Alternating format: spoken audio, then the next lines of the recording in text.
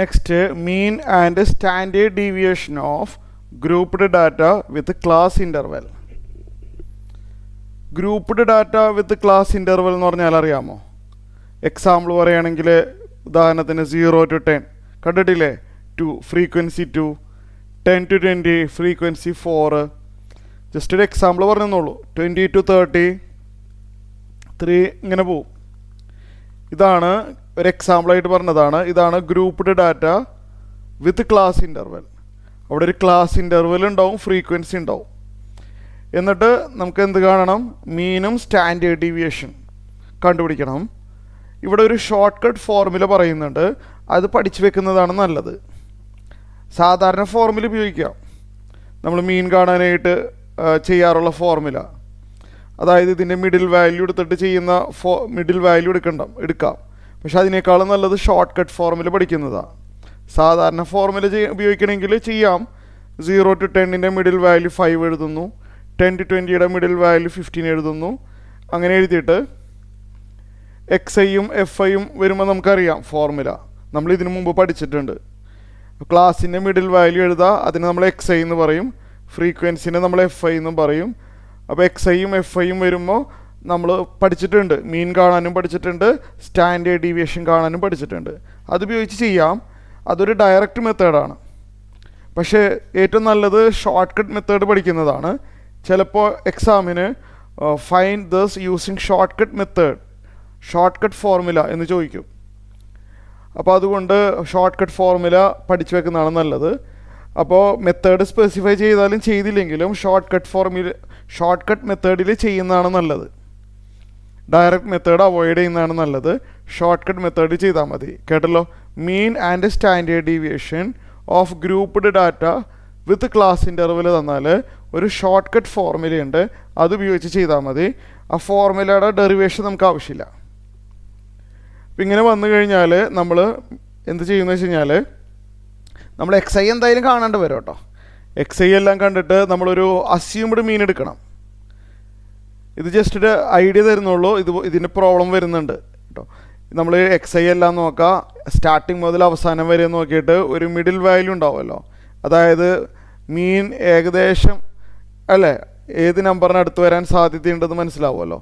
അതായത് സ്റ്റാർട്ടിങ് നമ്പറും ഫൈനൽ നമ്പറും നോക്കുക, അതിനിടയ്ക്ക് വരുന്ന ഏകദേശം നടുക്ക് വരുന്ന ആളുള്ള അസ്യൂംഡ് മീൻ നമ്മൾ വിളിക്കും.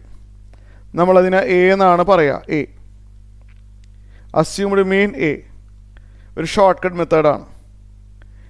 എന്നിട്ട് നമ്മൾ എന്ത് ചെയ്യുമെന്ന് വെച്ച് കഴിഞ്ഞാൽ പുതിയൊരു വേരിയബിൾ, ഇവിടെ XI എന്ന് പറഞ്ഞൊരു വേരിയബിൾ ഉണ്ട്, പുതിയൊരു വേരിയബിൾ നമ്മൾ ഇൻട്രൊഡ്യൂസ് ചെയ്യും. ഞാൻ ഇവിടെ എഴുതാം YI എന്ന് പറഞ്ഞത്.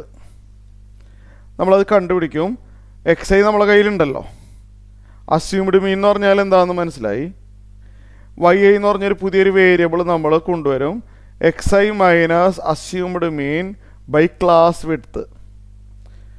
ക്ലാസ് വിഡ്ത്ത് എന്ന് പറഞ്ഞു കഴിഞ്ഞാൽ 0നും 10നും അതിൻ്റെ ഡിഫറൻസാണ്, അതറിയാലോ. അപ്പോൾ നമ്മൾ ഒരു ഐഡിയ തരുന്നുള്ളൂ. പ്രോബ്ലം ഇത് കഴിഞ്ഞിട്ട് വരുന്നുണ്ട്. നമ്മൾ YI എന്ന് പറഞ്ഞാൽ പുതിയൊരു വേരിയബിളിനെ കൊണ്ടുവരാം. YI കാണാനായിട്ട് ഫോർമുല ബൈ ഹാർട്ടാക്കി വെക്കുക. XI minus assumed mean divide by class width. അങ്ങനെ ഒരു പുതിയൊരു വേരിയബിളിൽ അങ്ങോട്ട് കൊണ്ടുവരാം. എന്നിട്ട് നമ്മളിതിവിടെ ഫില്ല് ചെയ്യുക, ഇവിടെ എഴുതി പോവുക.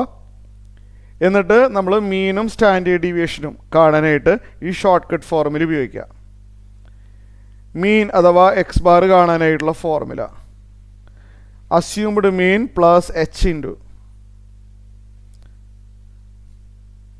Sigma FI YI divided by sigma FI അഥവാ ക്യാപിറ്റൽ ലെറ്റർ N. ബൈ ഹാർട്ടാക്കി തന്നെ വെക്കേണ്ടി വരും കേട്ടോ. ബൈ ഹാർട്ടാക്കി തന്നെ വെക്കേണ്ടി വരും.